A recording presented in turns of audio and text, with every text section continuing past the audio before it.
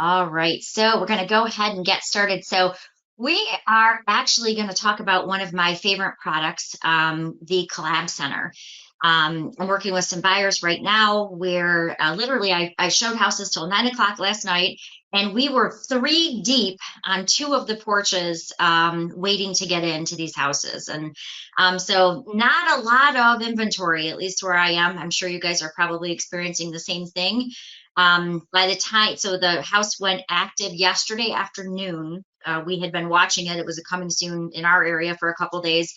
Literally, by the time we walked out of the house, they already had three offers. And I was just notified this morning because I met with my clients at 7 a.m. this morning to write an offer. So we didn't miss out that there are now five offers on this house. So there's not a lot of inventory where I am. So a tool like this, the Collab Center, where clients are getting the information emailed to them immediately so that they don't miss any houses, it's never been more important. Of course, there's a lot of tips and tricks to using this tool. How do you get your clients off of Zillow and using this tool? I'm going to give you some tips for that. I'm also going to share some things that make this work so much better for the agents. And it's kind of hidden. The reason I say it's kind of hidden is because in the resources panel, we tell you that's the agent toolbox, right? There's all your tools. But when you open that up, there is no Collab Center. So I think that's the biggest question is how do you get to the Collab Center? And most people haven't seen it because it's not a button you click. And so I'm going to show you some great ways to set up your buyers. And if you don't mind, I'm just going to kind of teach this backwards. As an agent myself for 23 years, I want to see the finished product. Is it going to be easy for my clients to use before I take the time to learn how to do it? So that's kind of how I'm going to teach this class. I'm going to show you the actual Collab Center. I'm going to show you what your clients can do. I'm going to show you the benefits to you as an agent, how to get your clients to use it. And then we're going to go back and we're going to actually set it up. So I hope that's okay with you. I think sometimes when I see it, it makes more sense than when I'm setting it up. I can see why I'm doing those steps. So hopefully that will help. If you have any questions today, good morning, Cindy. I hope you're doing well. If you have any questions today, I wish I was getting to stand up in front of you guys and give this class, and hopefully one day I'll be able to do that. But we're trying to make it as interactive as possible. So you are more than welcome to type your questions. We had some great questions in yesterday's class. You're more than welcome to type them in the questions box that is going to appear in your GoToWebinar panel. If you haven't done a webinar with us previously, make sure to click on that GoToWebinar kind of orange arrow to the right-hand side of your screen. When you click on that, it's going to open up that GoToWebinar panel. There's a questions box down at the bottom.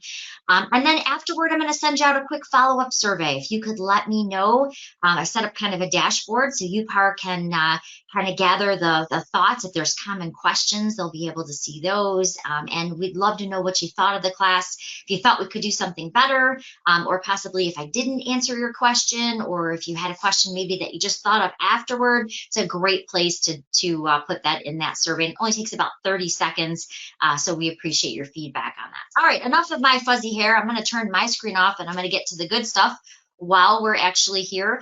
One more last caveat. There are times when automation also doesn't work, okay? And so I want to preface that in saying that this is a great tool because it's automated. But I don't know if it's just the crazy hair or what. Every once in a while, you get those really challenging buyers, and I swear I seem to get more of them than my share. If you're like that and you need some tools to help you with that, I'm going to show you those too. And what I mean is, I had a wonderful lady close her house in Sterling Heights, and she was very happy. And she said, Colleen, you did a great job.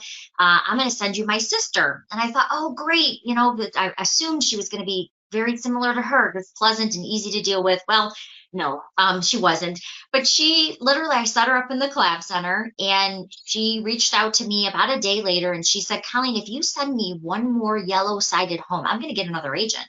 And I said, well, first, I didn't know she didn't like yellow siding. I don't think she ever mentioned that, at least that I can remember.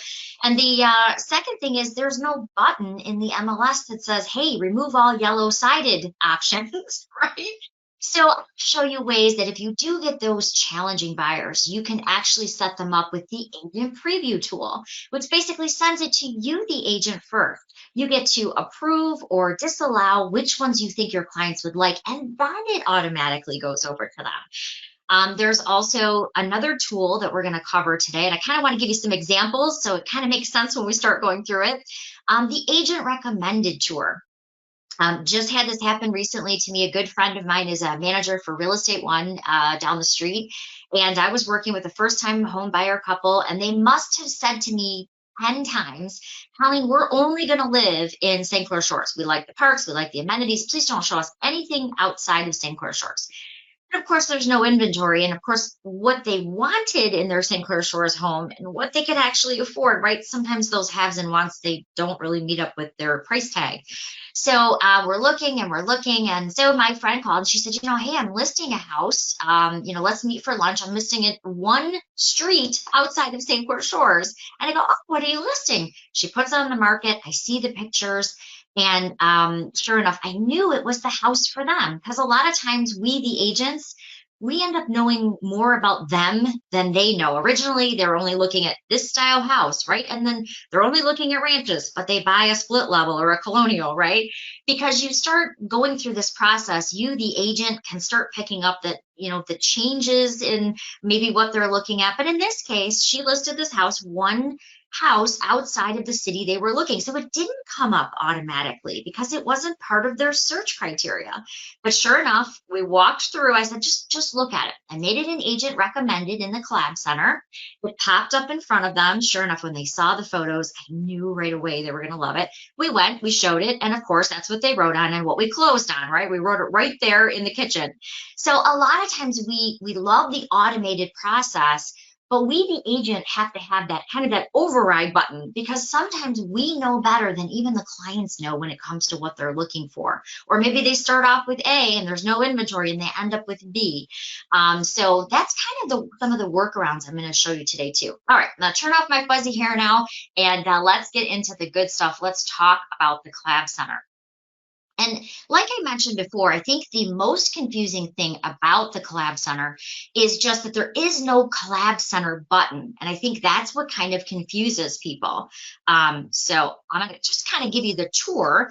So the nice thing is when you're going into the Collab Center, when you want to see it like the client, you're really just going to the contact that you set up. And the cool thing about the Collab Center is the reason there is no button is it's because as simple as setting up the search and marrying it to a contact record, that's really what the Collab Center is. So you're going in, you're doing a search, you're setting up all their haves and wants. We're going to talk about features today, a lot of great features. Thanks to all of the hard work that the UPAR staff has done. We've got a lot of great features that we had to add because of your geography being so different. There were certain things that we never anticipated in across the state that you guys needed. So we've added those in, and I have to thank UPAR for all I know it was not easy, but all of the changes and the features and fields that they pushed so hard to get implemented in the system. So, all right. So the next thing I want to kind of go into is, well, what does it look like? How do you get to it? So again, it's as simple as setting up a search, saving it, marrying it to the contact record. But when you, the agent, are now looking to see what do they love, what do they like, what are they using it, you're really just going to go to contacts here. And under that contacts module, this is where you're going to click on view or manage my contacts. Now, again, I'm showing you this backwards. I'm showing you kind of the finished product first, and then I promise I'm going to walk you through step by step how to create your Collab Center for your clients. But I'm going to use Travis here. This is the person that we looked at homes until 9 o'clock last night and wrote our offer this morning. So go ahead and click on view site. And that's going to take me into the Collab Center that I've set up for them. Now, every time a new match comes onto the market, it's going to notify them via email, and it's going to show up right in this. It's kind of like a portal. Now, when I started working with these clients, and most clients, quite honestly, I hear the same thing. Well, I just use Zillow, or I just use Realtor.com, or I just use Redfin. So let me just kind of say a couple things about that. Be careful of where your clients are searching because you want to make sure, one, that they're getting the most accurate information. And I got to tell you, usually they'll be on Zillow just a very short period of time. And you know what happens? They say, Colleen, you didn't send me house 123 Main Street. How come you didn't send me that? You pull it up in the MLS, and you know what? It's pending or it's already closed in many cases. And so that's some of the first thing is sometimes the information isn't updated. The second thing is be careful. Remember, companies like Zillow, they are a brokerage now. So when they're searching on Zillow, they're searching on another broker site. And I don't know about you, I wouldn't send my clients to go to ABC Realty and look on their website, right? And so let's think about these things as agents and make sure that we're getting our information from the place that's going to be the most accurate. So what I tell my clients when I first meet with them is, you know what? That's great. That actually uses a feed, and a lot of times that information is outdated. They usually quickly spot it on their own, quite honestly. So what I say is, you know what? I'm going to set you up with what I have in the MLS. It's accurate. It's up to the minute. If something is pending and it's marked pending, you're going to see that right away. It's a lot better than getting your hopes up on something and doing all of these searches on stuff that's really not available anymore. And usually one or two times it is all it takes, and they go, oh yeah, you know what, that's true, and this is active and it was already closed last month. So a lot of times it's just pointing that out to them. All right. So when we go into the collab center, I also, as the agent, I can see what they're favoriting. If they don't favorite it or reject it, it just goes into their undecided. And the reason that it does that is it shows them everything since the last time they logged in. You don't want them logging in and seeing the same 9 houses over and over again, right? So it will show those houses, but we want them to see the new things always at the top. And then it's going to put those undecided. If they haven't done anything with it, it's going to now show up as an undecided. They can, of course, say, I don't like it, or they can favorite things. And the favoriting is really my favorite part because I'm going to show you some really cool things you can do with the favoriting. Also, I can see, is the client actually utilizing the tool? So back when we were looking at the contact section after we set them up, I can see right off the bat how many favorites they have. I can see how many listings they rejected, but I can also see when I added them. And I can see when they last went in and looked at it. So I can see these clients that we wrote this for every time something new comes up. And it was really funny. The wife's name is Trish, and she said last night, Colleen, I get so excited when I see your name pop up because I know a new house has become available. Again, you can tell they've been looking for a little while. But that's just it. They're seeing you with your information popping up in front of them. They're all excited because you're sending them a new listing. And really, it's an automated process. It's really just doing that on its own. But I can see that they are excited. They logged in this morning at 7:54. They got their last new notification on 3/22. And as you can see, so 2 days have gone by and nothing new has hit the market. So it's kind of like a telltale sign right there. But when they go in, once they have got the welcome from you, and again, I'm going to show you how to set that up for them. When they go in, they're seeing those properties. And I like how user-friendly it is. So they can go in and they can click View Detail. And this is, of course, going to give them the home. This is going to give them the internal photos so they can actually see what the home looks like inside. There's also a street view, so they can do that Google map. Maybe they want to check out the neighborhood and want to kind of see the neighbor to the left or the right, especially because now you're covering a larger area, right? So we can see homes to the left, right? If it's an hour away and you're showing a property, this is a lot nicer than spending all that gas money to go drive across town and check out the neighborhood. This is an easier way to do that. They can also go into a mortgage payment calculator. Maybe they want to keep their payments to a certain amount, so it allows them to play with the numbers. They can see the history of the property. And many also, if the agent has put the seller's disclosure and lead-based paint disclosure into the system, they're going to see that in here too. So they can actually see, oh yeah, there was some flooding, and it says that right on the seller's disclosure. And then, of course, the basic property information. So as I scroll through here, I jump back to the photos, what I like is as they're scrolling down, it's got that user friendly, it highlights how many bedrooms, how many baths, what's the square footage, gives all the details, when it was built, what is a 2-story, 1-story, architecture style. So all of those features are going to be listed here. If there's an HOA fee, again, I can kind of go through all of that. They put it back on the market at one point. So I can see all of that in the history, and so can my clients. But here's what usually happens. So if they're in other sites and they're favoriting, you can't see that, right? How do you know which houses you want to get them into right away? So in this market, I don't want to miss a beat because if you miss your opportunity, like I said, it went on the market yesterday and there's 5 offers today. I certainly don't want to miss anything. So once they've gone in and they've favorited, I tell my clients, go in, favorite the properties that you want to see so we can make appointments right away. But now let's face it, what usually happens, I guess we all really kind of do it the same way, right? Did we get the email? They favorited something. Okay, we get excited. We want to schedule. So now I got to call Mr. Schmegegi. Hello, Mr. Schmegegi. What time would you like to see the property? Hold on, I got to check with Mr. Schmegegi. Now we got to go ask Mr. Schmegegi. I got to wait for them to call back. Guess what? The house is pending now. So here's an easier way. Get them in the habit of favoriting those properties. That emails it to you, but there's also a spot they can put what time and date they're available to see it. That way you can schedule them right away and send them a confirmation, even with driving directions. All right, so let's look at that. So once they've favorited the property, once they have looked at it, so I'm going to go into this specific property. You can see that favorite right here at the top, but there's also a place that they can request a time and date that they're available to see it, and even put comments, coming from work, this would be our preferable time, or we could do 6:30.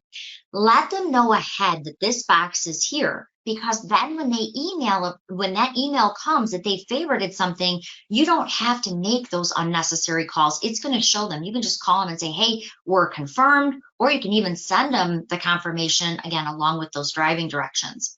If they do have a question, they can actually put the question in here and hit submit, and it's of course is going to send it right directly to you. Property tax information, a lot of those details that I went over before, as they scroll down, they're all conveniently located on one page. They can also see information like comments and things like that, unless the agent didn't put any in. And then they can jump over to that mortgage payment calculator, or again, the history. They could go by the tabs along the top. All right, so let's say we just got notified that there is 3 favorites that they want to see. They gave us a time and date that they want to see them. So now what's really cool is that you now see this as the agent. You get the notification, and you can go ahead and start scheduling right away. In this case, look at that real quick. It's actually the home we wrote on. It's not good when you see status change, but when I see the 3 here that they favorited, now what I want to do, I want to go in and I now want to set up a showing cart with those properties to show. Now, here's my favorite part of this. Before, we would have to go back into Paragon. We'd have to look up all the addresses, right? So I'd have to find the address, 41 Orleans. I got to find that address. I got to wait for it to come up. Now I got to click into the ShowingTime link. I got to figure out what time. I now have to find the next property, see how far it's going to take me to, well, what a pain in the neck that was. I don't know about you, but I do not miss those days. So let me show you an easier way. So when you're in contacts, so you can see that there are 3 properties. One happens to be a coming soon. Actually, you know what? I think I'm going to jump into, I don't want to mess up their search. They're trying so hard. I'm going to just grab another search here just so I don't totally screw them up. I'm going to say that this client went in and they just favorited 4 of these houses that they received this morning. And I'm going to use this one because they're covering a little bit bigger area. Plus, that client, I swear, if we lose one more house, I feel so bad for them. They're going in with VA financing and they're competing against a lot of cash offers. It's been really a struggle. All right, so we've got our 5 favorites. So we're going to say they got their notifications. They loved these 5 homes. These are the ones that they want to see. So it's great for the client, and it's great because it notifies me, the agent. If they're doing this in Zillow or somewhere else, guess what? I can't see that, and I don't know really what they're looking at. As a matter of fact, the clients I was just mentioning, they started off only looking at colonials, but really we got them into a couple ranches, and they preferred that. So it's kind of seeing a pattern too of what they're favoriting, what they're liking, what they're not liking, that gives us that advantage. So I'm going to say, as the agent, just going to refresh this here so we can see it just as they're seeing it. So I'm going to say, as the agent, I'm now ready to go in and schedule for that client. I got the email notification. So I'm going to go to my contacts, view or manage my contacts.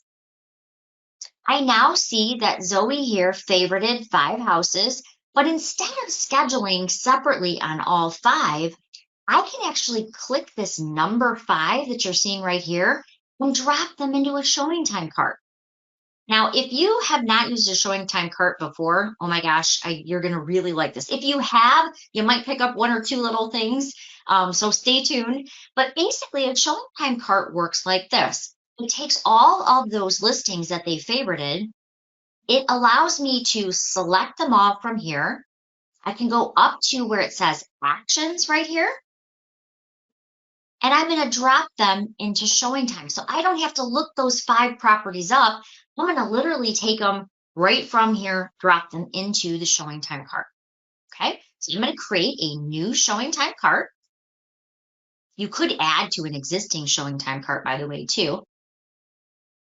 Now, here's where it gets really fun. So I'm going to say that we're going to show these properties tomorrow. Actually, in this neighborhood, you better show them today. And you can pick a buyer that you've already set up, or you could add in a brand new contact. Now, as an agent, when it was first asking my buyer name, I don't know about you, but I got a little bit nervous about that. So you can see in my buyer list, there's a lot of Joe Schmagegis and Joe Fumakalis, and I was setting up all these fake names.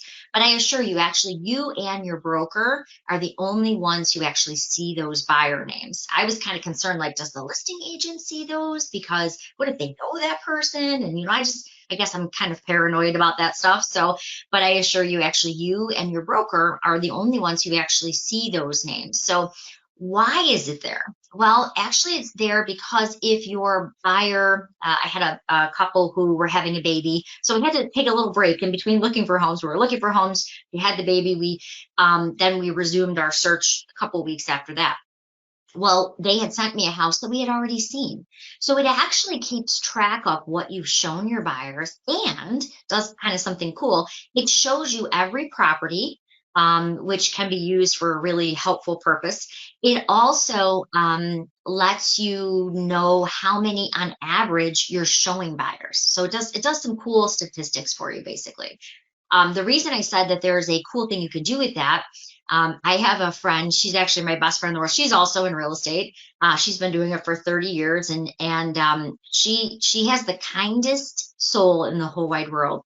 But she was running all over the world with these buyers. She actually showed them. I kid you not. I made her actually print it so I could. She showed them 98 homes. I'm like, and now it was newer construction. So, sometimes they ended up looking at a model, different levels of the model and things like that. But literally 98 homes. I'm like, what did you make, a quarter an hour at that point? And but they finally did close. But she said the showing time actually helped her close the sale. And I said, well, what do you mean?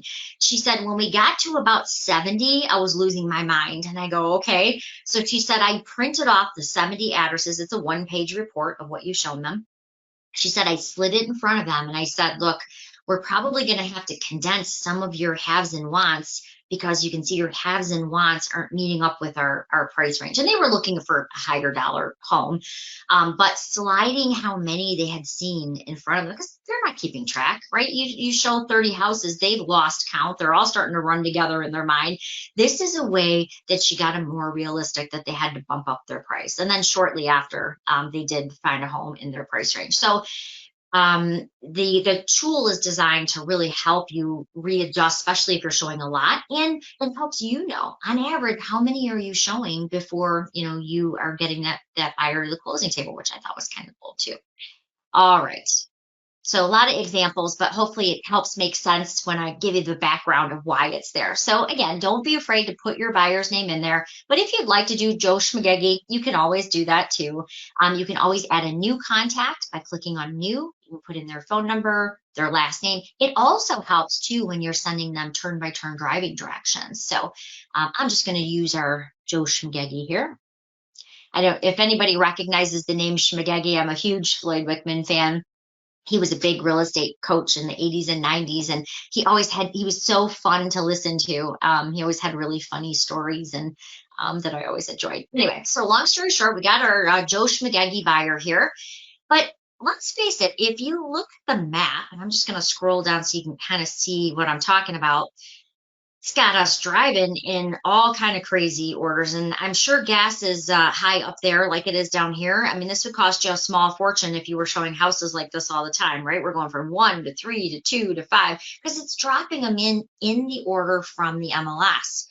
But we don't want to do that. We want to hit our smart route. We want to see the logical driving order, and now you can see that makes much more sense. I'm not driving from one end of the city and back again. And it actually uses Google Maps. So what it's doing is it's actually putting them in that smart driving order.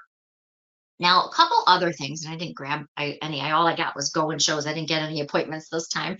But a couple quick things is you can kind of see the layout here. But if we know, let's say one of these was a confirm appointment, not a go and show. Well, maybe you would want to move that one up or down. You can actually drag and drop them into the order that you want. I like it because it also tells you what the appointment type is. So, for instance, if Cindy's running out and she's showing a house to a buyer or a couple houses to a buyer, and he says, you know what, hey, let's run out. I got a half hour on my lunch. Can we go see this house? Well, if the first place you're seeing has to be confirmed, you might be waiting on the doorstep while it's confirming with a listing agent or a seller, or, they're trying to get the dog and the kids out of the house. So that may not be the best option. You may want to start with a go and show. But what I like is it tells you that right here. It will either tell you it's a go and show or it must be a confirmed appointment. So I know maybe kind of where I want to start. If this top one is a confirmed appointment, I might want to make the go and show the first one so that we're not waiting on the porch. We're getting that lockbox right away. In this case, they're all go and show. So we're getting those lockboxes immediately. The other thing I really like about this, I'm going to move it back into the order here. The other thing I like is it also tells you, because you guys cover such a great amount of distance. A lot of times you're driving from one side to the other. You're going, it's a big area that you guys cover. It will show you how long it's going to take you to drive from property A to property B. So I can see my drive is actually 4.6 miles, and it's going to take me approximately 14 minutes. Over here, what I like is it also shows if there are blackout times. So, let's say the wife comes home for lunch and she doesn't want any showings from 11 to 12, it's actually going to show that. Or if it's blocked out for another agent showing the property. You can see there's a lot of showings going on right now. So it actually shows you those blackout times. So when you're scheduling, you don't have to kind of readjust your whole cart. I can see when I want to schedule these. So let's say for this one, we're going to show this home in Harrison Township. We're going to click on pick a time. I'm going to go ahead and say we're going to show it at, let's do 9:30. And that now we're seeing shorter appointment windows over here because there's just not much inventory. We're trying to get a lot more people through. So keep in mind, it's going to show you if there's a shorter appointment window. As you can see, I could only block it out for a certain amount of time. But I love that it also shows you if it's a central lock. So if I need to make sure I have my central lock or my central key, I can see that right from this window. Now I'm going to say I want to show that one from 9:30 to 9:15. I can see where the blockout time is. So I know I want to pick this next one, give myself that 14-minute drive time. I'm going to pick that next one from 10 to 10:30. So I'm giving myself ample amount of time here, and I'm not going to hit that blackout period. See how nice that is? I mean, just to be able to better plan, because you can see it right in front of you. Now, of course, I want to set my third appointment time is only going to take me 4 minutes. So I'm going to go really close to that original time, but it allows you to see all of that in a much more convenient way than having to grab that. I remember, I'm so old, I remember grabbing the map books and like trying to figure out, hey, where are we starting? What property are we starting with first? And then they're calling you like, which one are you going to see first? Which one are we going to see second? And it just really wasn't that efficient. Once you've got all of your times plotted in here, I can hit send request, and it's going to send all of those requests out at once so they can get confirmed, or in this case, so I can get the immediate lockbox because they're going shows. If you're coming from, let's say that you are coming from your house and you're not coming from the office, you want to add your house in here. So it will give you driving directions from your house directly to that first property. You can add in, hit another stop. Or maybe you're working with someone in relocation and you want to put where you're taking them to lunch in between property 3 and 4. And you could actually put the restaurant location in here and then you could move it into your stops. So it gives you that freedom if you're coming from a different direction or you need to add in something that's not a listing, you can still do that. And if you're like me, as I mentioned, I seem to always get a little more challenging buyers, but maybe you got your cart all set up and they call and they say, great news, Colleen. You're walking out the door and they say, we found 2 listings. And you go, oh, good. So you can actually go to add another listing stop and you can put that MLS number in. You can quickly add that in. The only thing is sometimes if you're adding it in and it's a confirm appointment, sometimes you do have to readjust it. It doesn't do that for you. All right, so once we've got all of this set, we're going to hit send our requests. Once we do that, we get those confirmations and we can even do turn-by-turn directions that we can send over to that buyer. So not only can we print off the confirmations along with the lockbox codes in case you're working in an area maybe not with great cellular reception, but once they're confirmed, you can do turn-by-turn directions so the buyer knows which house you're starting with first, maybe where you're going to second, and what your route is so they don't keep calling you saying, hey, where are we going next? You can do all of that from the convenience of just clicking on that number.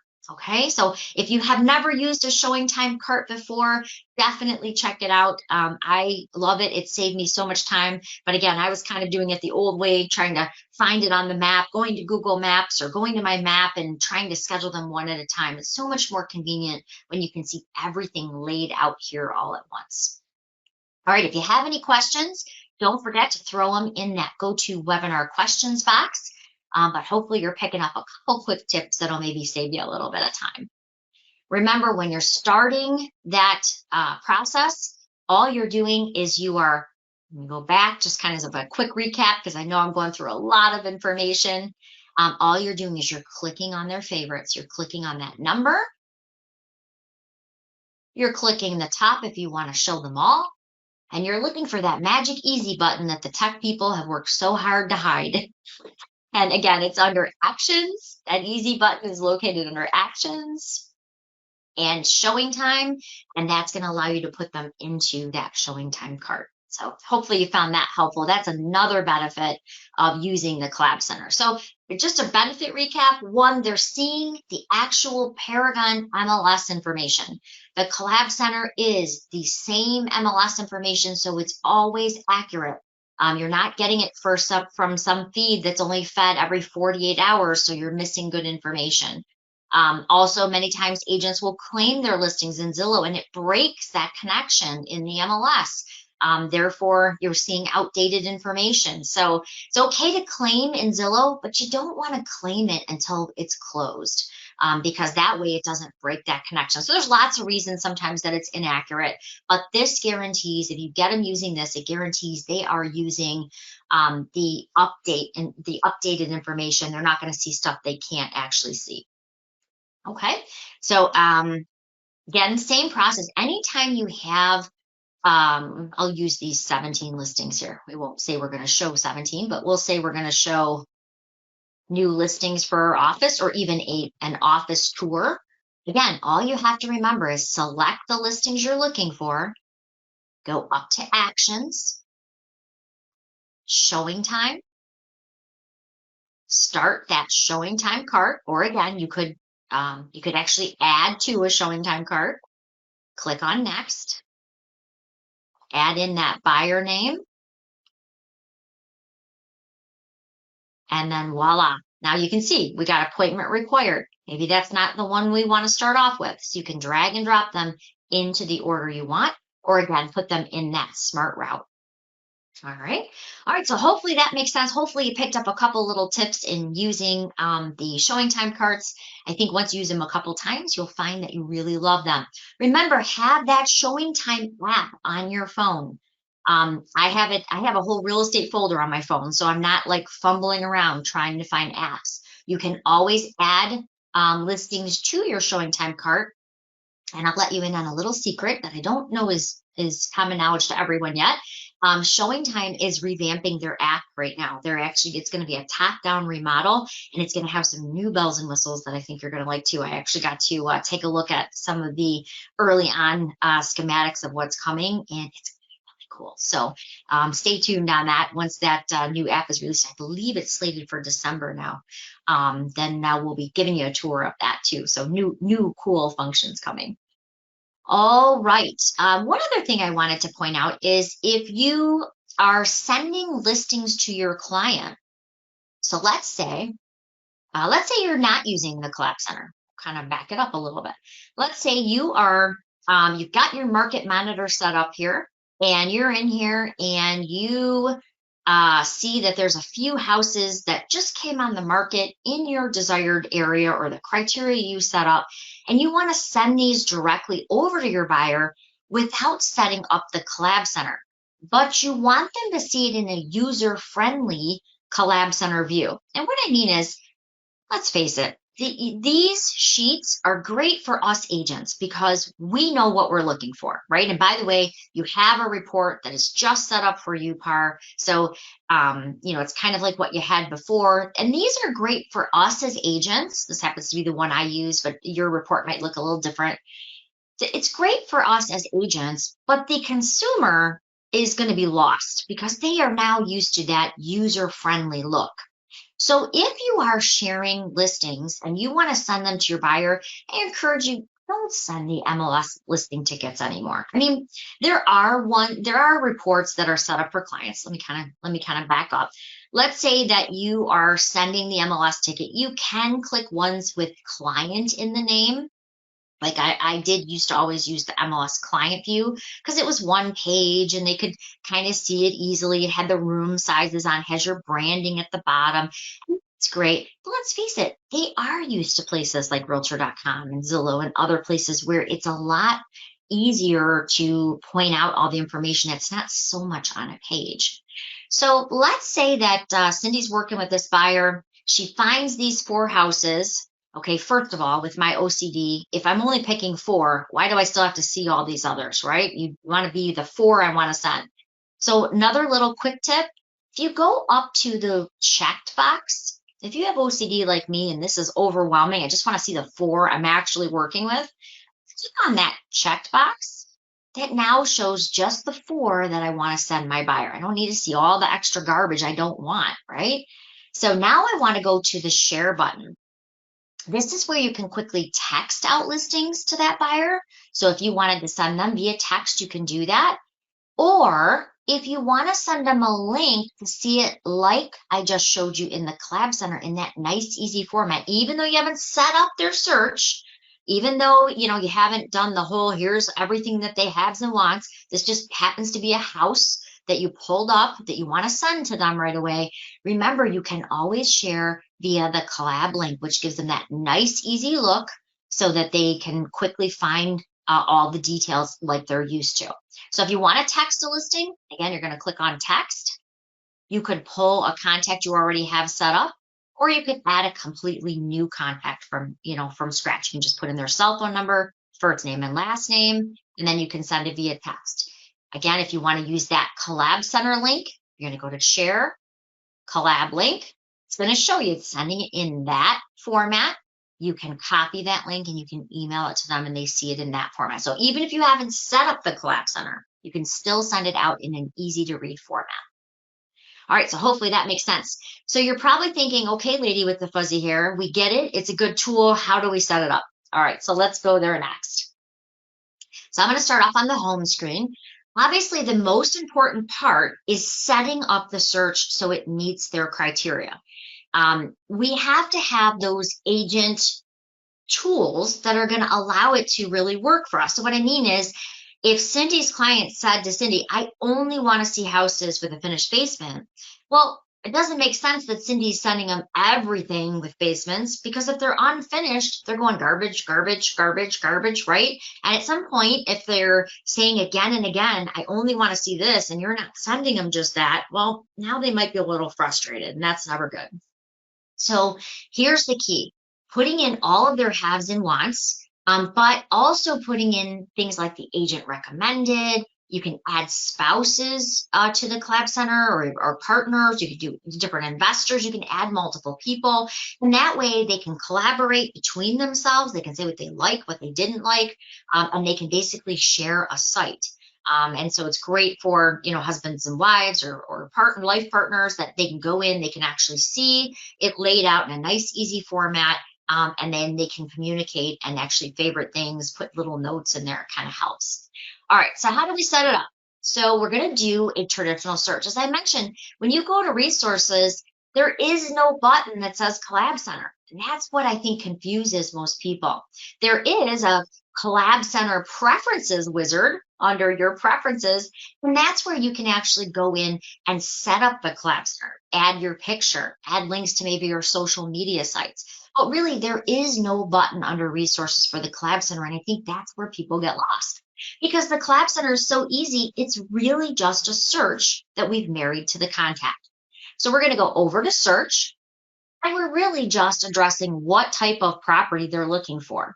So I'm going to say in our search, I'm going to do a residential search. We're really adding in, what did the client say they want?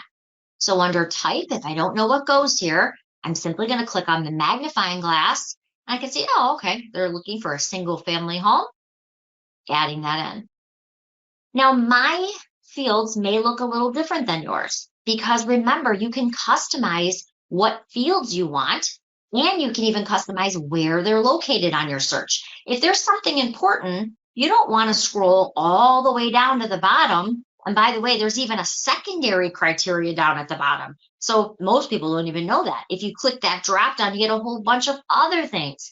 And I don't know about you, but when I first started using this, the fact that acreage, you can tell that this was set up by a tech company, not people who sold houses, right? Because a lot of the stuff that's in here is stuff I search on. Acreage and year built, in my opinion, should always be right up at the top. That's stuff that we use all of the time. So don't be afraid to add things in or customize the order that they lay in. So to do that, you can simply click on Customize, little gear here, Fields. And you could, if you didn't want zip code in your fields, you could say, okay, I want to remove that. I am a huge fan of the full addresses. You've probably heard me talk about this before. It's where you can put up to 30 addresses in one field and get all the search results. If I want to add full addresses in, I can go right to this find box here, start typing just the word full, check on full addresses, hit add. Now it always drops it at the bottom. So it's going to drop it at the bottom. But if I use this a lot and I want this way up here at the top of my search, I can say, okay, I want it right here, second in my search, hit apply, and it's going to save it. And it's now going to make full addresses the second field in my search. So don't be afraid to play with what you use. I had a lady, she had a bunch of stuff in her search. She goes, I never search on any of this. And I said, great, take it out. Why are you endlessly scrolling all the way to the bottom of the page? You don't have to do that. So remember, customize your search in the order of the fields that you use most, so you're not scrolling so much. Okay? All right, so I'm going to go back, type in my single family. Area when working with buyers, and I showed this briefly yesterday, and I like to show it just in case you weren't on yesterday's class. This was something I really struggled with when we started data sharing with, because we now data share with like 97% of the state, and this was something I had a really hard time with. So when I am setting up a buyer, and I was unaware of this as an agent, I did not know there were 5 Clinton townships in the state of Michigan. In my brain, I assumed that there would be one for the state, so you could find what the heck you were looking for. But no, there are 5. So in this case, how do I know which Clinton township actually is the Clinton township I want, right? Well, the answer is that the identifier, the first 2 numbers that show up here, are actually a county identifier. So in my real life search that I have set up as an agent, my search fields, because I have 2 accounts, one that I demo on and then one that I use for my business. But in the where it says area here, if I want to make sure I'm getting the right Clinton Township, it's really tough to know which each of these identifiers are, right? So here's a quick tip. Move your county field. Show you what I mean. So I'm going to move my county field above my area. So I'll grab that again. County field above my area. And I'm going to apply that so you can kind of get what I'm saying a little bit easier. So in county, if I start typing in Macomb County, which is closer to my area, see that the identifier for Macomb County is 50. Okay. So if I go back to looking for Clinton Township, I can see, oh, okay, this is the Clinton Township in Macomb County. That's the one I want. Now, still, that seems like a lot of work to me. So here's a little tip.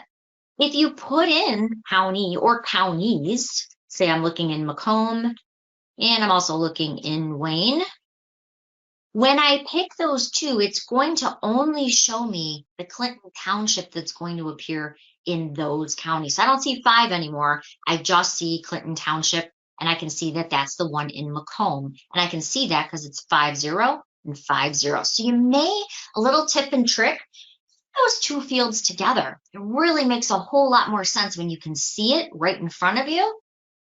Now, the reason I'm telling you this, not is because I want you to be an expert in all these numbers, but I learned something that no one ever taught me. And when I finally figured it out, I'm like, oh my gosh, this is incredible. Why didn't somebody teach me this? And that's a lot of the stuff I put in these classes is like, oh my God, I've been doing this 10 years. There's an easier way. So one of the things that you can do is if you are working, let's say you are working over 4 or 5 counties, okay? And you have an investor who he says, you know what, Cindy, I like this county, and this county. But there are 2 cities in those counties I'm not big fans of. I don't like this and I don't like that. Well, if you start typing in 62 cities, it's going to take a long time. So maybe they're saying, okay, we like Shelby Township, we like Macomb. But if you're looking over a huge area, especially for an investor, okay, that's going to take you forever because just in Macomb County, there's 26 cities, right? What a pain in the neck that would be. So here's your next quick tip on putting your search together. If you have a buyer who is looking over a large area like I described, you can go over to the magnifying glass to the right. Now, I know that the identifier for Macomb County starts with 50.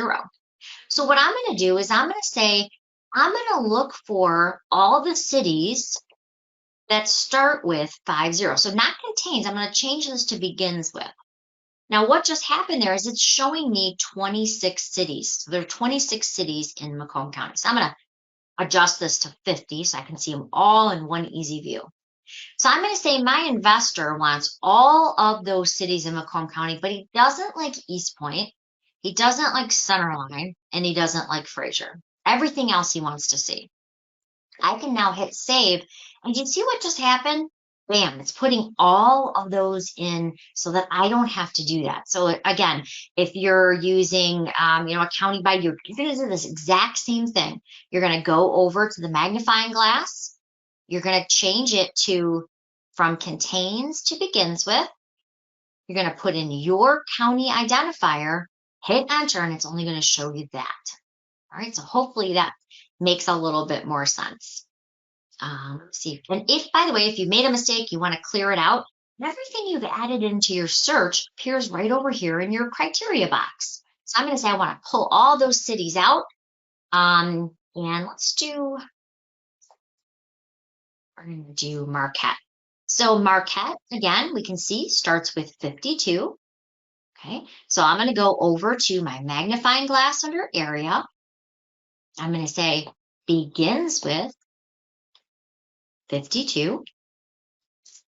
Now I can see the 22 cities. So if Cindy's working a big area, her investor says, I love all of them, but you know what? I'm not so sure that I want to look in Humboldt. Maybe my mother-in-law lives over there, or maybe whatever it happens to be. You can actually go in and deselect it, hit save, and it's going to load those in for you. Okay, so hopefully that helps a little bit. You're just going to find the county that you want to search in.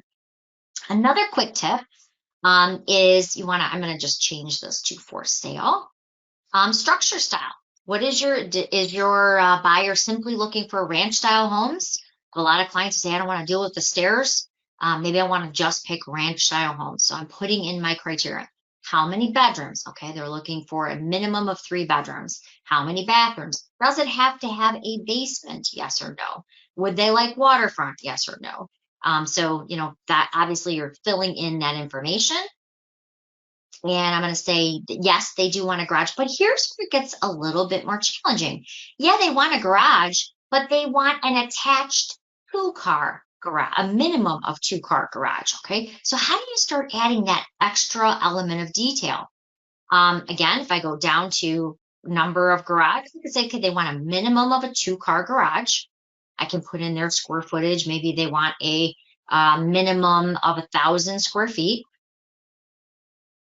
But where does the attached come from? Where does the extra level of detail come from? And that again is features. If you joined us yesterday, we talked that there's 3 ways you can add features in. But it's really important because I never realized, especially for you guys, your geography is so different. Obviously, being a peninsula and having shorelines and bluffs and a lot of things that we hadn't had when we were data sharing with the rest of the state.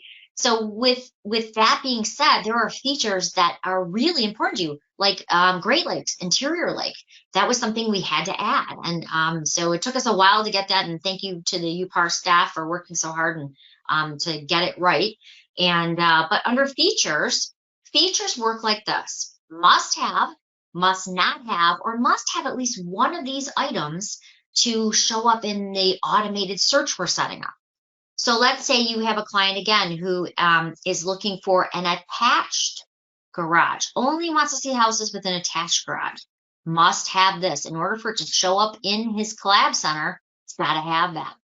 Must not have. Again, I told the story yesterday about a woman who found out right before closing, because we have a well and septic ordinance here in this county, that she had to not only replace her well and septic, or her septic field, but it was going to cost her $17,000 to put a new raised engineered bed in. So she said, do not, when we start looking for houses, do not send me one house with a septic. I do not want to maintain it. I don't want to deal with it.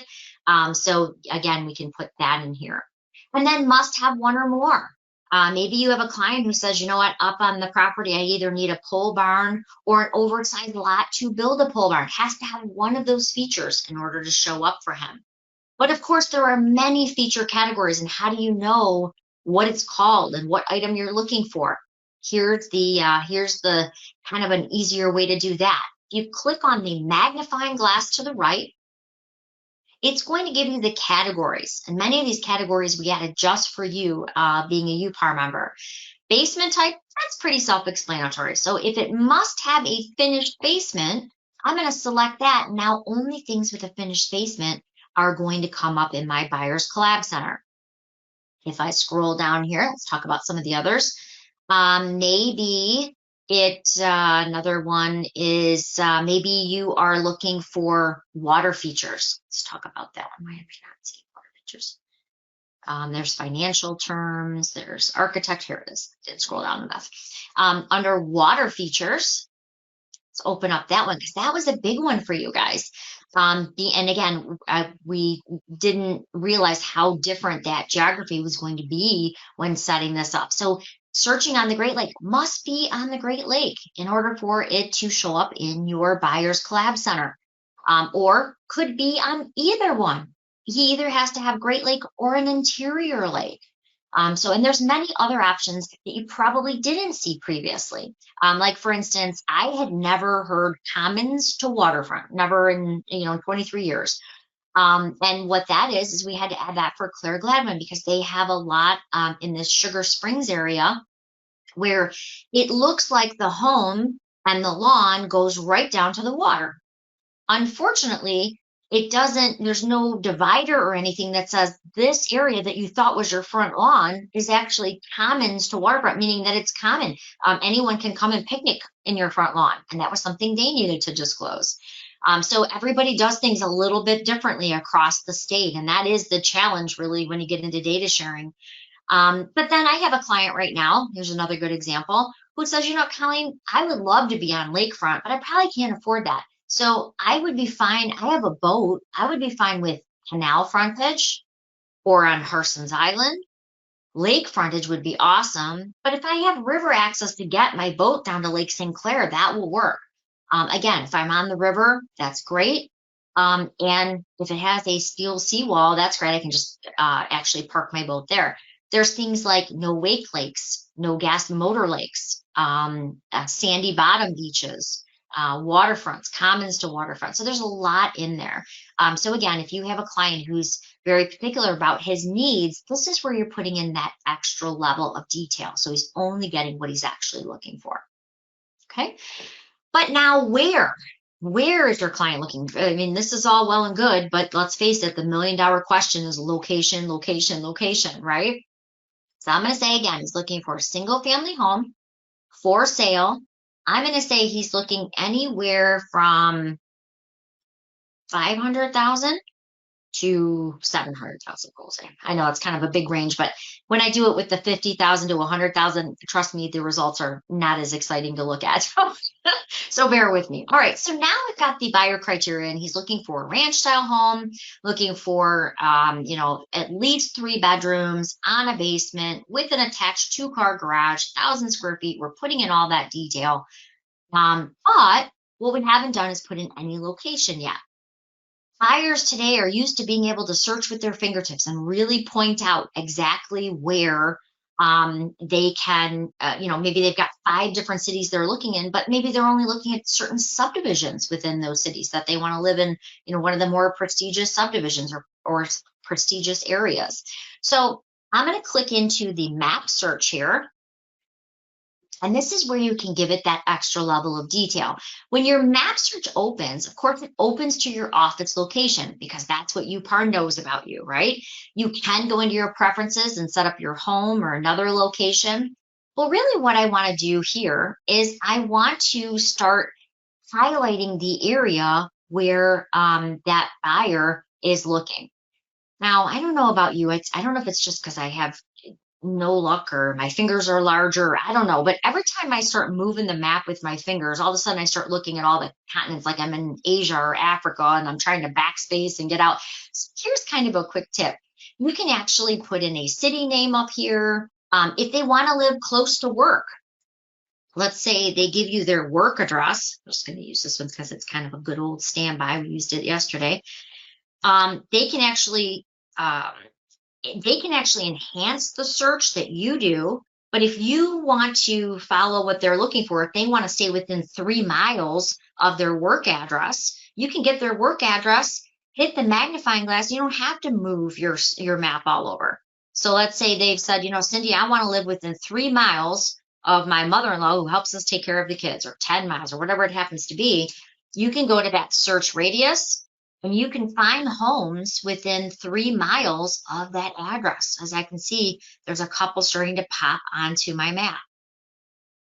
Other things that you can do, you can be very, very specific. So maybe they are not only looking here, but they love this area by Dakota High School.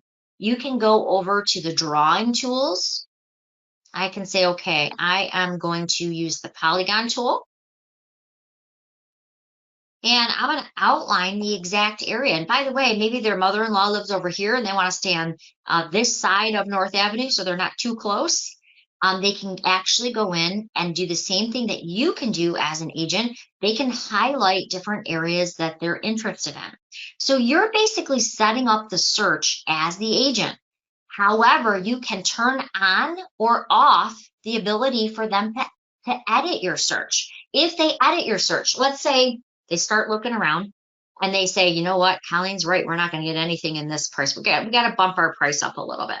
And they adjust their price in the search. Now you can turn that off or on as the agent.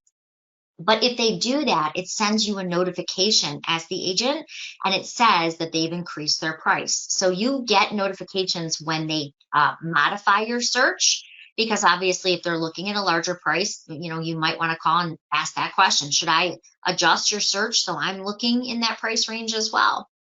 If you want to see highlights of the properties that it's selecting, I can actually click on the flag and it's going to show me, in this case, here's my active, my closed, or my pending, and I can actually jump right to the actual MLS ticket by clicking on the MLS number.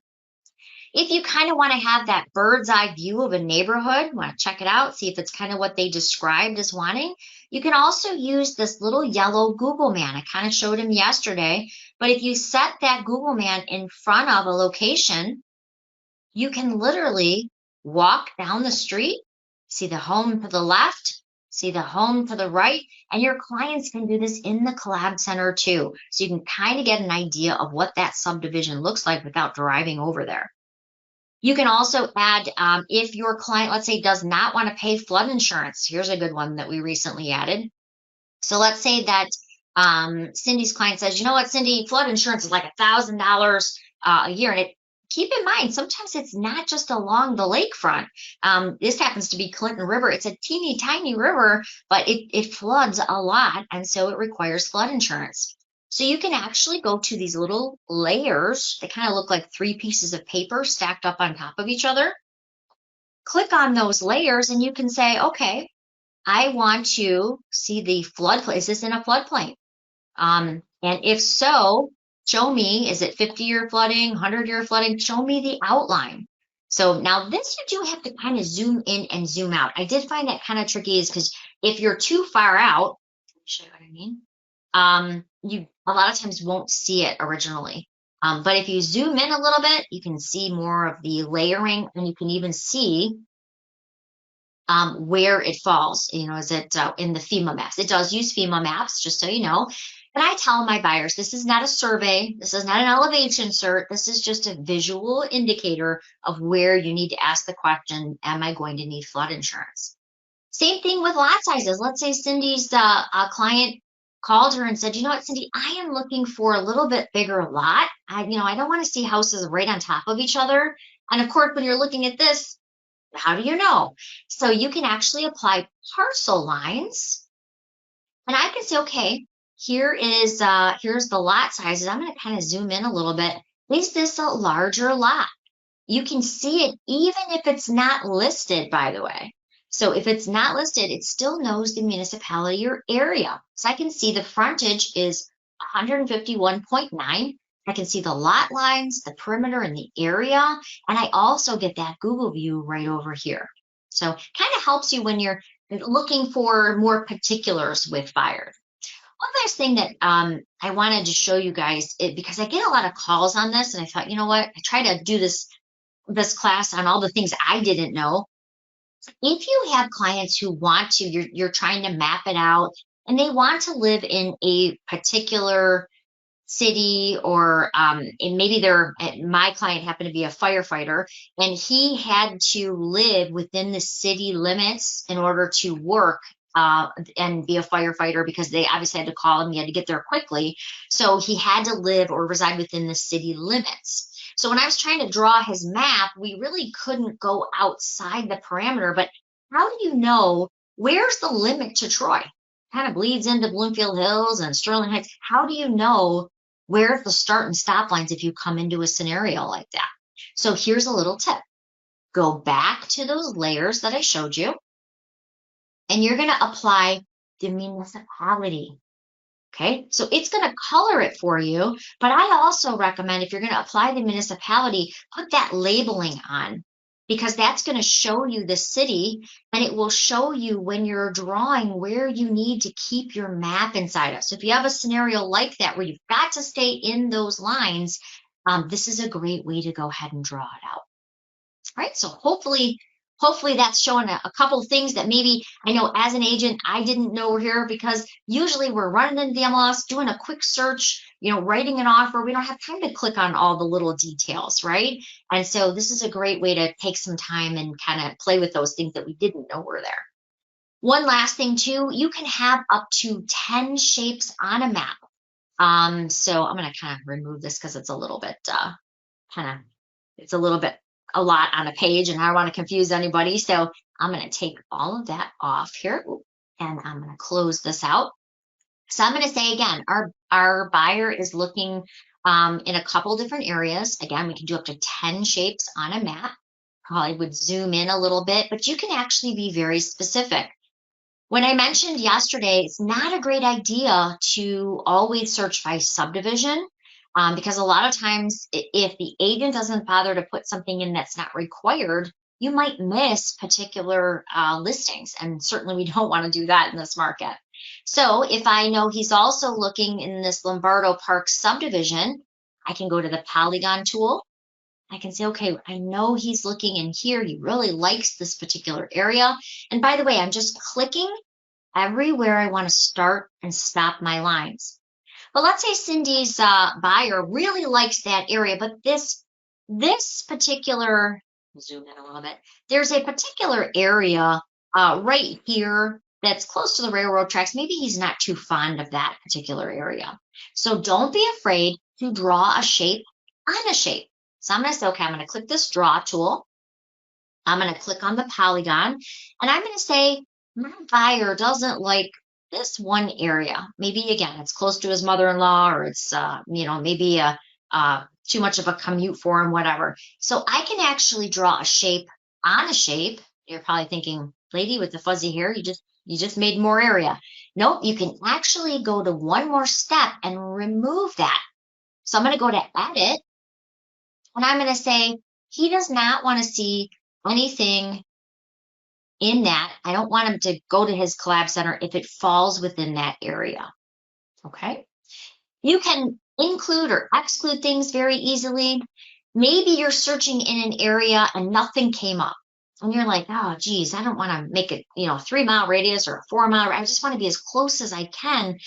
Don't be afraid to click into the box, which opens up your parameters. It opens up these little dots here. Don't be afraid to adjust the dot. You might find something just outside of where they were looking. Now with not a lot of inventory, sometimes you have to be creative. So maybe we find something just outside where they were originally looking, and you don't want to go too far. And actually, you can see that was a good example. That's kind of why I use that particular street address so much. It gives me a lot of good examples. But you can see right out of that original area they were looking at is this $600,000 flag, which is pending. All right, so hopefully that helped. So now we've put in our criteria, right? We've got everything our buyer's looking for. If you've made a mistake and you go, oh, wait, pending, I don't want to show my buyer pending, right? We forgot to add the status. So keep in mind, you can always bounce back and forth from your map to your criteria by simply clicking on the tabs at the top. So clearly, I did not put in the status. I want my buyer to see actives. Remember, you can even adjust the actives you want them to see. I am not a fan of ABO status. Now, I don't know if your board provides that, doesn't provide it, doesn't matter. The point is, ABO status is something that I think has disappointed a lot of my buyers, and they see it on Zillow. They see it on Realtor.com. And what that means is accepting backup offers. Here's kind of a news flash. License law says that you have to present all offers. So guess what? We always have presented all offers, meaning if you got a backup offer, yes, you grabbed it. You could tell your clients about it. We never were that person that said, nope, we're never looking at anything else ever again, right? If they sent it to you and they said, hey, if your offer falls through, here's a backup offer, you would take that. Well, it's kind of what these ABOs are. So if your clients say, what is an ABO, when they see it labeled on Zillow or other places, you have to let them know, well, it means we can show it, we can look at it, but don't get your heart 100% sold on it, because it technically has an offer in play that's been signed. Yes, it's pretending to be active, but really, quite honestly, it's pending. So those are things that I deselect. Now, UPAR can choose which statuses are available to its members. They can say yes or no. If you see it grayed out, that's not a status that your association provides. And that's great. Quite honestly, it's not my favorite anyway. But it's completely up to your board. So if you have questions on, do we allow this? Don't we allow this? You can see they're usually grayed out if not. But you can always check with the great leadership at UPAR to see if that's something that you guys practice. The reason I bring it up is even if you don't use that status, you have to remember you're going to see it through data sharing, because if somebody from down in my neck of the woods listed a property up there or vice versa, you're coming down here, your clients are going to see it. And so you have to be aware of what these statuses mean. All right, so I'm going to deselect accepting backup offers. So you can see in the areas that we now selected, we have 3 homes. I'm going to take my shapes off and kind of do a couple cities just to give us a few more to look at. Otherwise, my example won't be quite as exciting. So, okay, so we've got 16 properties. So we've set up our buyer criteria. Now, how do we turn that automated system on? How do we make it a collab center where they can now share details, see all that in a nice, easy format? Really, it's now we've set up the search. We just got to marry it to the contact record. So what we're going to do is we're going to go to where it says Save Search, and we're going to do Save Search As, okay? Because we're not just saving a search, right? We're saving it as turning it into the Collab Center. So you always want to do the Save Search As. Now I'm going to name my search. I'm going to say this is Cindy Search. And now that I've given it a name, I want to marry it to the contact.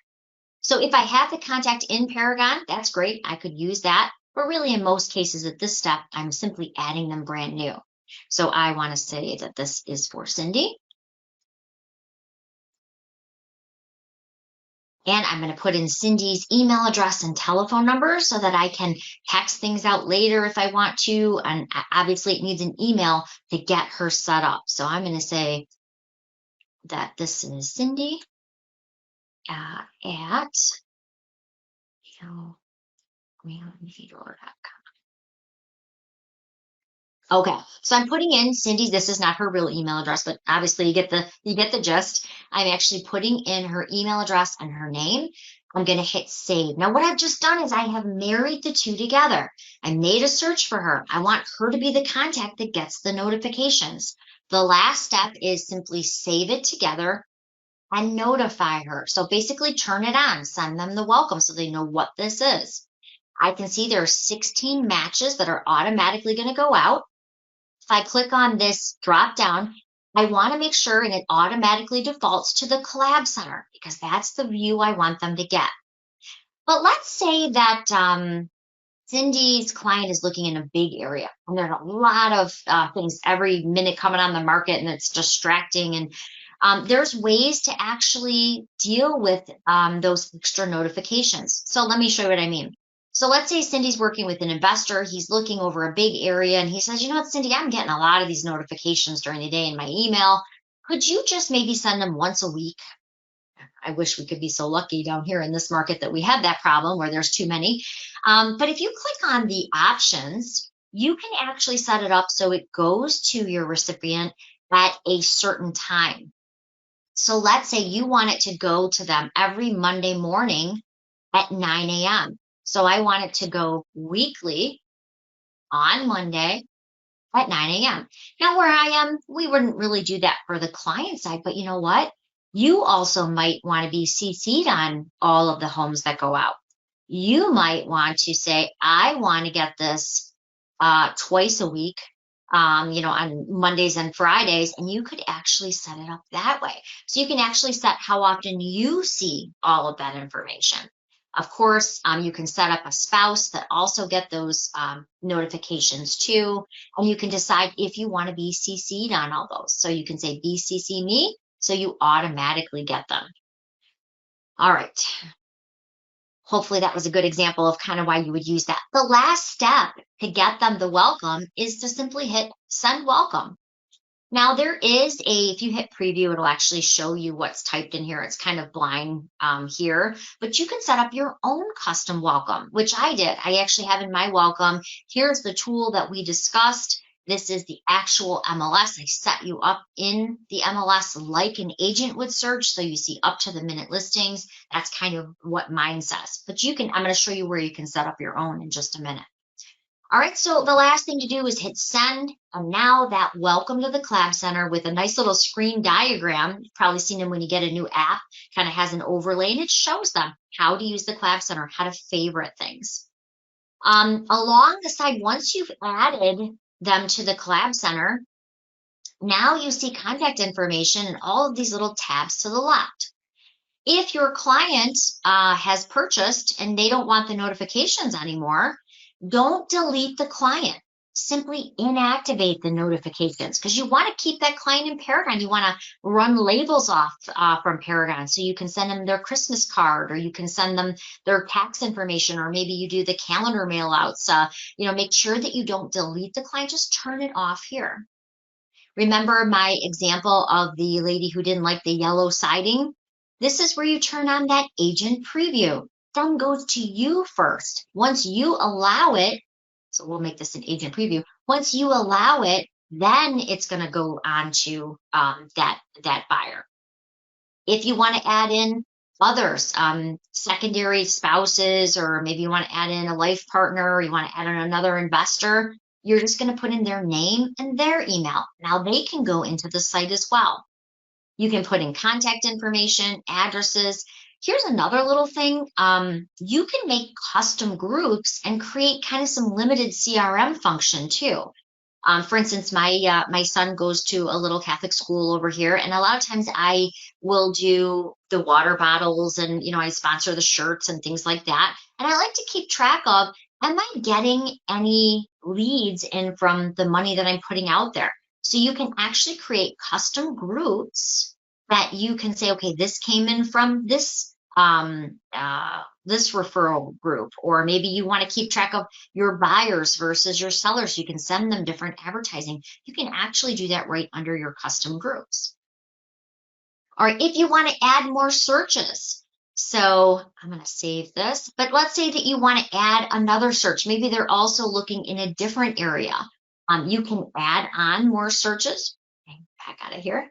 So under my buyer activity, that's going to be where you can add multiple searches. You can edit the search you already have set up, or you can add more searches. If I want to add another vacant land search, maybe he's looking for both vacant land and a fixer-upper. I can actually do that here. Agent recommended. This is that one I told you where my girlfriend listed a house. It was right outside of the city they were looking at, so it didn't come up in their Collab site. But what I can do is I can say, okay, I want to add a listing that is going to pop up, even though it's not exactly what they asked for. I can add an MLS number and it will pop up in their site and said your agent recommends this. So easy ways to do that as well. Down here, if they are also selling a property, so let's say they're using you as the buy side agent, but they're also selling a property with you, you can associate that property to them so they can see who dropped their price in the neighborhood, new listings that have gone on, who might be their competition. So you can say, okay, I want to associate the listing I have. So I'm going to use my listing here in Orleans. I want to associate that listing so that if anything comes on the market, they can see it. If a price change happens, they can see that as well. I'm not really going to do this because you can see it's a totally different property. But the idea is it kind of gives them a bird's eye view into their neighborhood, and obviously watching different price changes and new listings that are coming, things that have closed. It allows them to see that too. All right, so that is the Collab Center. Right now, if you have any questions, it's a great time to start entering those into the questions box. While you do that, I'm going to show you the very last step. But really, because I taught it backwards, it's the first thing you want to do, right? The very last step is customizing your Collab Center so that it has the look and feel that you want with all of your information. If you got into this step right here under your contacts and you don't see this little plus, that means that your clients haven't logged in yet. So we want to make sure that that is turned on. You can see when they logged in. You want to make sure this plus is enabled. That means Collab Center is sent to them. It's on and ready to go. And I can see that by this little green plus right here. Last thing is when they go in, I want them to see my photo. I want them to see contact links, other things that maybe, you want to drive them to your social media links, like, your Facebook business page, things like that. You're going to set your Collab Center preferences up by going to this Preferences tab at the top. If you go right over here to the right, you will see Collab Center Preferences Wizard. So make sure how I got there again. It's going to be Preferences. You're going to do this first before you set up any clients so that you can customize what they see. And you're going to go to the Collab Center Preferences Wizard.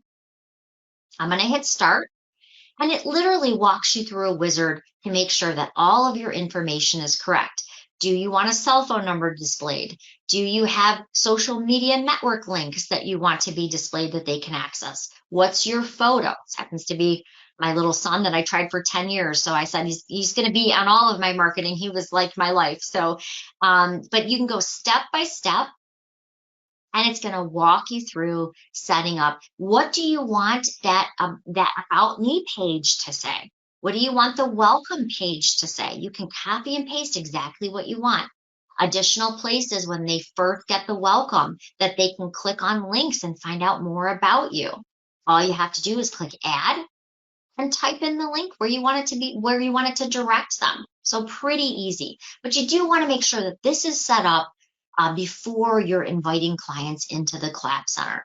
It'll, do you want your office logo displayed? Do you want your photo displayed? But again, all you're going to do is you're going to go to that Preferences, Collab Center Preferences Wizard, hit that Start button, and that is literally going to walk you through setting up all the detail for your Collab Center. One last thing I wanted to point out here. If you're like me, I do not want to get every single notification that goes out. And what I mean is, if they reject a listing, I do not want to know that. That is not something I want to do, because otherwise you get hundreds of emails and you're like, oh my God, this is terrible. How do I get less emails? I do want to know if they favorite something, I want to immediately be notified. If they have a question or a comment, definitely want to be notified. If they modify their search I set up, if they set up a new search, remember, you can turn that on and off. If they do any of that, I want to be notified of that.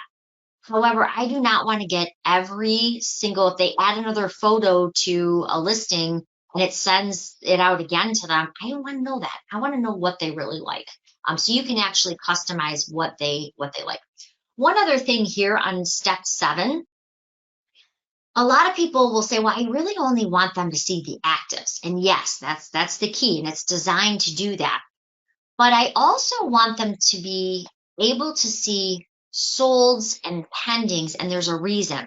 So when I'm setting up their search, that determines what's going to be sent to them. So because this was kind of confusing to me, so let me kind of back up. When I'm setting up their search, I'm picking what I want them to see. So I want them to see actives immediately. That's what's going out in their search. However, this is what's visible to them. And let me tell you why this is kind of important. I was getting calls from clients early on. I had only selected the active. That was it. I took sold and pending out. And I had residential, and that's pretty much all I do. But you can pick what they can see here. And why that's important is things in this market are going very quickly. And if it sends them out an email and says 123 Main Street is active, but you've only given them the ability to see what's active and not pending, when they click on it, if it's pending and you've taken that visibility away, they think it's broken, right? Because they got an email, it says it's, 123 Main Street's active. Now they click on it and it's a blank screen because you've hidden their view to anything pending. Well, that's why it's designed that way. So I recommend letting them see the actives solds, pendings, and closed, because they can see that on other sites. They can see it on realtor.com and Zillow and other places. I recommend letting them see those additional statuses so they don't think it's broken. You don't want it to look like it just disappeared. You can turn off whether you want them to see Zestimates, the realtor valuation model, or the easy. I don't leave those on because quite honestly, they're usually wrong. And so that kind of walks you through all of those preferences. So if you're like me, by now you're probably like, oh my gosh, that was so much information, right? I overwhelmed you with the collab center and showing time carts and setting up your search. And you're probably thinking, how am I going to remember this next month when I start working with that buyer? Well, the good news is we actually have recorded this class. So it's going to be available on our YouTube channel, and we set up a playlist just for UPAR.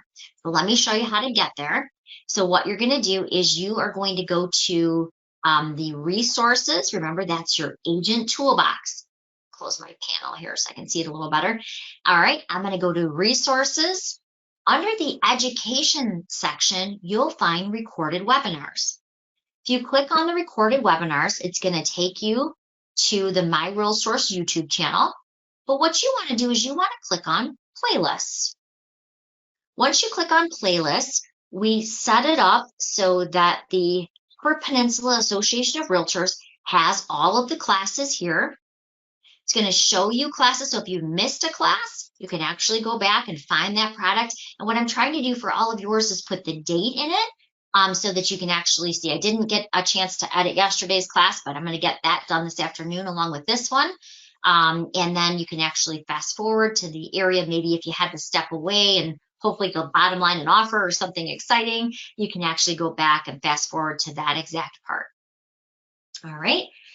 In addition to that, I kind of prefer a video when I'm stuck because, reading when I'm already frustrated is not usually a good option for me. So there's a lot of videos in here to choose from. But if you are a person who prefers to read cheat sheets and follow along like with a checklist kind of thing, you can use the MLS documents that you see right here at the top.